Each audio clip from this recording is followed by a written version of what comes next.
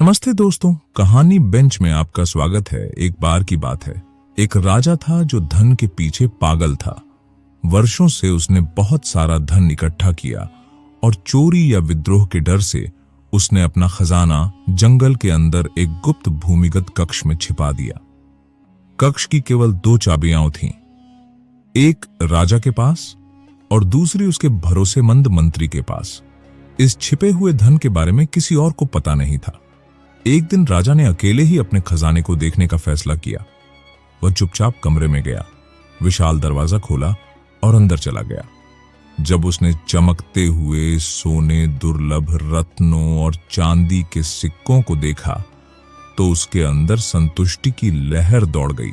उसी समय मंत्री उस क्षेत्र से गुजरा और उसने देखा कि खजाने के कक्ष का दरवाजा थोड़ा खुला हुआ था। चिंतित होकर उसने सोचा, क्या मैं पिछली बार इसे बंद करना भूल गया था? अंदर जांच किए बिना उसने जल्दी से बाहर से दरवाजा बंद किया और चला गया। राजा अपनी दौलत की प्रशंसा में खोया हुआ था और उसे पता ही नहीं था कि बाहर क्या हो रहा है। जब वह आखिरकार जाने के लिए मुड़ा तो उसे एक भयावह एहसास हुआ। दरवाजा बाहर से बंद था। वह घबरा गया। उसने दरवाजा खटखटाया और मदद के लिए चिल्लाया, लेकिन उसकी चीखें सुनसान जंगल के सन्नाटे में दब गईं। घंटों बीत गए और भूख और प्यास ने उसे जकड़ लिया। वह चमकते हुए रत्नों की ओर मुड़ा और विनती की, क्या तुम में से कोई मुझे एक घूंट पानी दे सकता है?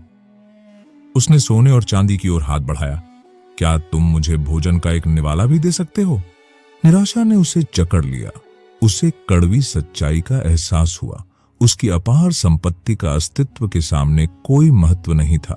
आखिर में ताकत के साथ राजा ने एक नुकीला पत्थर उठाया, अपनी उंगली में चुभोया और अपने खून से दीवार पर एक संदेश उकेरा, दुनिया की सारी दौलत बेकार है अगर उससे पानी की एक बूंद या भोजन का एक निवाला नहीं खरीदा जा सकता।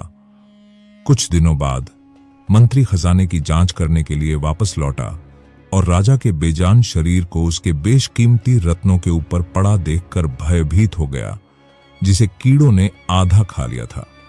दीवार पर लिखा वह भयावह संदेश धन के वास्तविक मूल्य की एक भयावह याद दिलाता था। इस कहानी से हमें क्या सबक मिला दोस्तों? पहला, केवल धन से सच्ची सुरक्षा नहीं मिल सकती। राजा ने अपना पूरा जीवन धन संपत्ति इकट्ठा करने में बिताया, फिर भी अपने सबसे कठिन समय में उसका धन उसे बचा नहीं सका। धन एक साधन है, जीवन का उद्देश्य नहीं। दूसरा, अच्छे कर्म ही असली खजाना है। हमारी यात्रा के अंत में केवल हमारे कार्य ही हमें परिभाषित करते हैं। अगर हम अपना जीवन दूसरों की मदद करने और दयालुता फैलाने में बिताते हैं तो यही वह धन है जो वास्तव में। तीसरा, लालच अकेलेपन और दुख की ओर ले जाता है। राजा की धन संपत्ति की स्वार्थी खोज ने उसे एकाकी और दुखद भाग्य की ओर धकेल दिया। केवल भौतिक लाभ पर केंद्रित जीवन अक्सर खालीपन का परिणाम होता है। चौथा, धन का बुद्धिमानी से उपयोग करें। अगर राजा ने अपनी दौलत दूसरों की भलाई के लिए इस्तेमाल की होती तो शायद उसकी ऐसी दुर्दशा न होती। धन का इस्तेमाल बदलाव लाने के लिए किया जाना चाहिए, न कि सिर्फ जमा करने के लिए। पांचवां, जीवन का असली उद्देश्य समझें। इससे पहले कि बहुत देर हो जाए, अपनी अंतिम सांस लेने से पहले राजा को एहसास हुआ कि खुशी और संतुष्टि धन से नहीं बल्कि सार्थक कर्मों से आती है।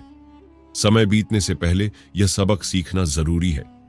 तो मेरे प्यारे दोस्तों, सच्ची दौलत सोने या पैसे से नहीं बल्कि हमारे द्वारा छोड़े गए प्रभाव से मापी जाती है। लोग दयालुता और उदारता के कार्यों को याद रखते हैं, भौतिक संपत्ति को नहीं।